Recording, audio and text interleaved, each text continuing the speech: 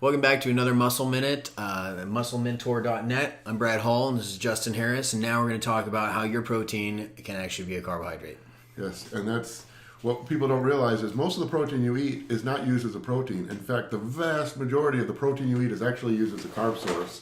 And I think that's something that's really missed by bodybuilders and bro science and is really jumped on by the nutrition science people. That I remember having a professor in college who went through a whole ordeal over multiple courses explaining why a marathon runner needs higher protein intake than a bodybuilder does. And it even when I didn't fully understand nutrition at the time, it still drove me crazy because he was missing the entire point of eating high protein as a bodybuilder. There is no way a bodybuilder is converting all the protein they eat to muscle. It's not the case. If you eat 500 grams of protein a day, that's a pound of protein. If you converted all that protein to muscle every day, you'd be gaining a pound a day.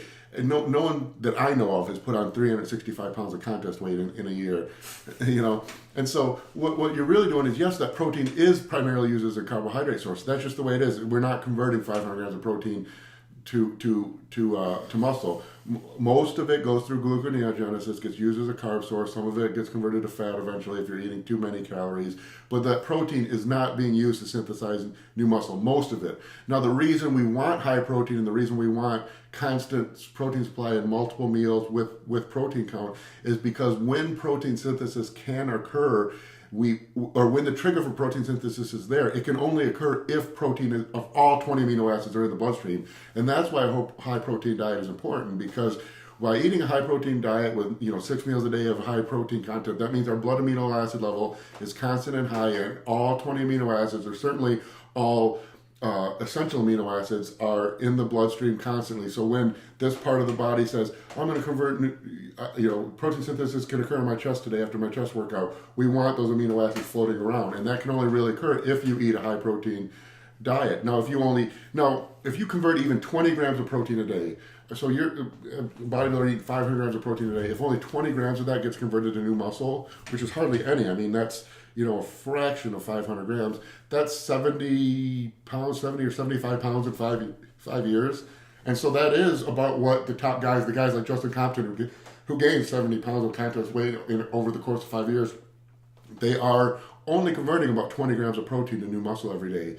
Now, the reason they're able to do it is because those are the guys who are so consistent with their diet, who eat a good quality complete protein constantly throughout the day and are meticulous with their diet. And so guys wonder, what's the secret he did? What's so special about what he did? He's not taking anything special. He's not doing any crazy unique thing. He's the one guy who was super consistent with his diet. And that's why it's so important to be super consistent with your diet, because you only have 20 grams a day to convert to muscle. So you have that one day where you eat pizza for dinner because you're lazy, or that day you miss a couple meals and go out drinking, and you only convert 5 grams of protein.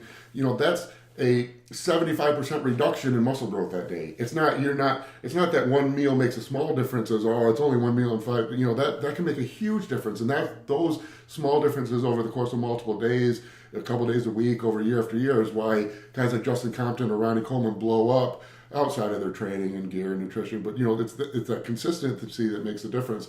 And the guys that are at the gym who train their butt off and probably take stuff, but then eat twice a day and get KFC and then maybe get Taco Bell before bed, they're not converting that 20 grams. They're only converting 5 grams, which makes a world of difference, because 5 grams a day is 75% less than, I know I have a degree in math, but whatever that works out to be, that's only 20 pounds in 5 years, which is, less than 5 pounds a year. So that is the difference, and so I remember reading on bodybuilding forums years ago. I remember one case in particular where a guy was talking about how he found the secret diet to muscle growth. He was eating a zero carb diet but taking insulin all day. He was taking like 60 IUs of insulin a day, and he thought he had the greatest diet ever because he was eating 900 grams of protein a day, and thought he must be converting all kinds of protein into muscle because he's using all this insulin to drive protein in the muscle. But what he's not realizing is that protein, by definition, is getting converted to glucose. Otherwise, he would be in a hypoglycemic coma. Right. So, and then even worse, you're almost at that point teaching the body that we don't have any glucose stores. So we need glucose to prevent death by this insulin. And so you're teaching your body to be really efficient at breaking down proteins and converting it to glucose instead of muscle. And so that's why all those crazy diets and crazy things people come up with on the boards never work. It's because consistency works. And the reason consistency works is because protein converts to muscle, and only a tiny, tiny portion of the protein you eat each day actually converts to muscle. And that's why every meal you eat needs to be a good complex or complete protein source, high in protein, good, slow digesting. That's why every bodybuilder, that's why every gym rat, drinks, I don't want to bash protein shakes because I use them, but that's why every gym rat uses whey isolate multiple times a day, why every pro bodybuilder eats a steak after his workout. Because it's not the spike. If you eat a 50-gram protein shake, you're not converting those 50 grams to protein. Almost all of that's getting converted to glucose. So what you want is a slow, steady stream of protein all day with slow digesting, slow breaking down proteins like steak or beef or steak. Well, otherwise you're just turning a very expensive supplement or meat source into Gatorade. Yeah. So. No thanks.